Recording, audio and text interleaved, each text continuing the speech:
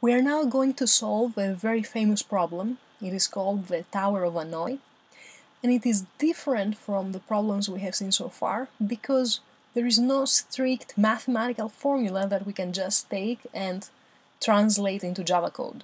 We need to work a little bit harder in order to think of the recursive solution to this problem. It's a very interesting problem. Let's take a look at the setup.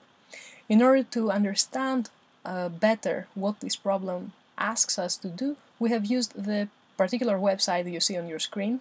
You also see the URL. You can also find the URL at your notes at the slides. We have 3 pegs and 1 tower of n disks. In this particular example, you will see that n is equal to 5. We have not stacked the disks in a random order, but we have stacked them in order of decreased size.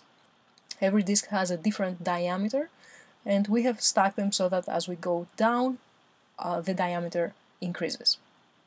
What do we want to do? What is the problem here? We want to move all of these disks from one peg to another. So we want to end up with exactly the same picture, but instead of having all of the disks on the very first tower, we want to put them, say, on tower 3.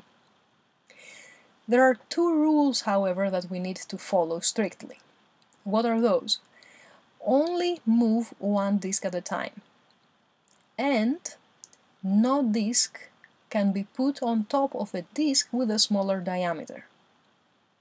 These are the 2 tasks that are going to make our life harder, and in order to understand better how this should work, let's run the animation. Let's start with a smaller size and try to see how one can solve this problem, and pay attention to see how the 2 rules are followed. Here the automatic solver did that in 7 moves. Let's see how that would play with 5 disks.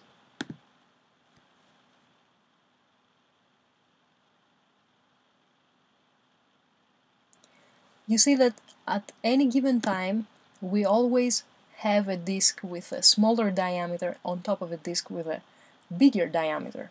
At no time we have the opposite. How can we find the algorithm? How can we find out how to solve this problem in a recursive fashion? Here is how we can think about this problem. Suppose that we have to move a stack of 7 disks from A to C. Let's say that we have a way to move 6 disks wherever we want by some tool, some magic. So with this magic we can move a block of 6 disks from A to B. We would have to use 6. Then what we would need to do is move the 7th disk from A to C. And then again we would have to move the block of the 6 disks from B to C using A. This magic that is happening here will be the recursive calls. Let's take these lines that we just said, the move lines, and write them into a code format. You see that the first argument that we're going to this move disks method of ours will be the number of disks, and then we're going to say from, to, and using which one of the pegs. Then we will move with the same method the 7th disk, so we want to move 1 disk from A to C. So you see that we have changed the position of the pegs according to what and where we need to move to and from. All we are doing now is filling in the blanks. So we will provide to this move disk method the number of parameters that we need based on the way that we have coded this move disks move.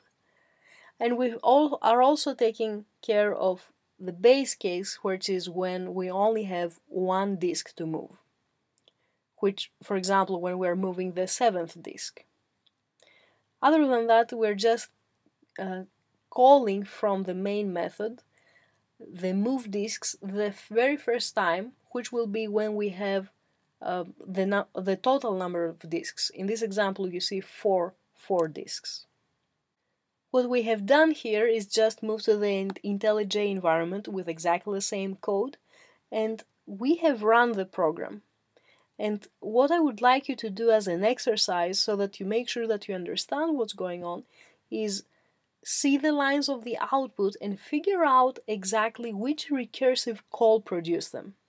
In other words, try to run this program on a piece of paper and figure out its output, and then compare to what you see so that you make sure that you understand exactly which line is due to which method call.